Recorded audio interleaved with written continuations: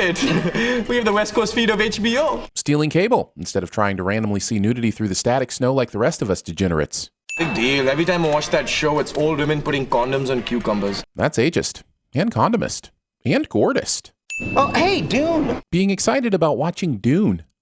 Too bad Sheldon couldn't come with us. Friendship. Well, this sucks. I'm switching back to real sex. Taking this long to realize real sex is better than Dune. Although my research is going well, I do miss the warmth of human companionship. Recording your own joke and then laughing on said recording at your own joke. It's like some sort of laugh trackception. Does the humor become half as funny with each descending level? Laugh trackception.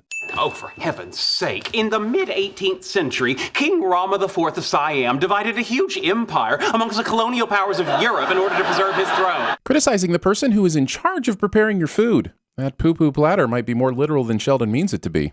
Storing your pecan spin wheels anywhere but the counter, where they're easily accessible, is an absolute sin. Penny is in her bathroom, and Sheldon is now run from his apartment across the hall through Penny's living room and across the bedroom to help her. Not only is this an obvious how the did he hear in the first place sin, but it's also a sin for anyone in a 1,000-foot radius that has to listen to anything happening in Penny's apartment. Check out the Penny burrito here. She had to have ripped the shower curtain from the rod and barrel rolled in the bath to get it wrapped around her just right. And all with a dislocated shoulder. It's impressive. I could call you a cab or an ambulance. No, I can't wait that long. You gotta help me, please. In the time it would take Sheldon to help Penny get dressed and ready to go, a cab or ambulance would already be there. This is some of the bullshittiest B-plotting to ever bullshit.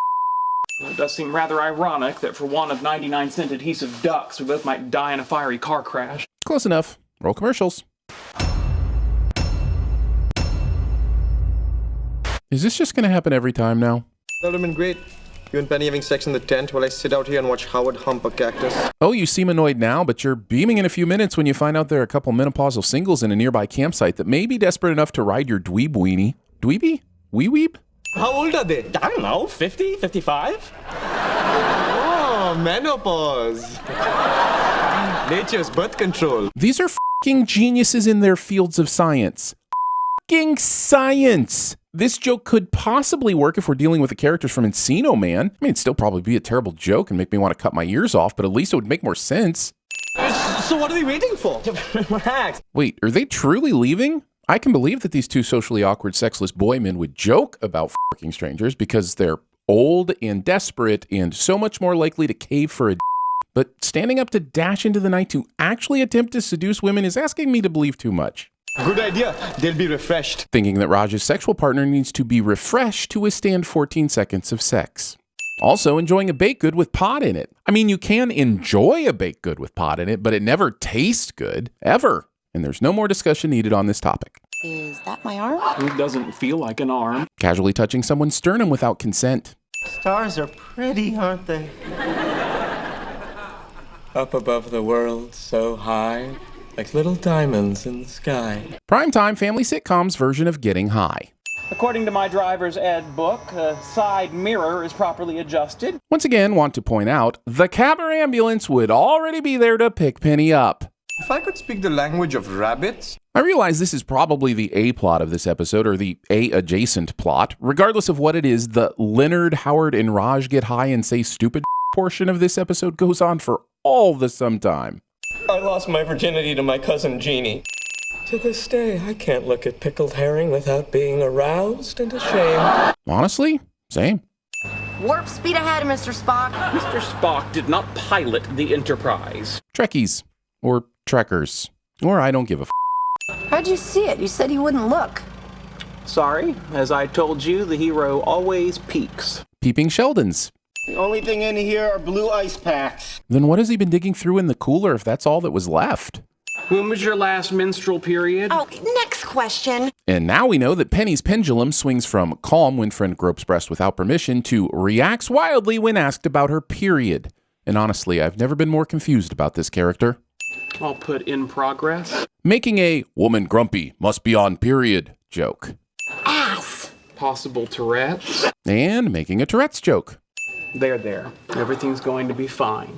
Sheldon's here. Every so often, I'm reminded why anyone would watch this show, and it's simply for Jim Parsons and his performance as this highly curious character. This moment is hilarious, but it's also sweet as he attempts to comfort a friend in the only way he knows how. Fine, I might watch another episode. Okay, our objective is the Boy Scout campsite to the east. Not that I've ever been high, but if I was, I'm pretty sure the last thing I would be doing is strategically planning an all-out attack on anyone. Where would the energy even come from? I feel like we're forgetting something important. I can believe that these bozos would pop a surprise pot cookie and fall into drug-induced chaos. I can't believe they would miss the meteor shower. You know they all have alarms set on their calculator watches for that. Soft kitty. Singing skip!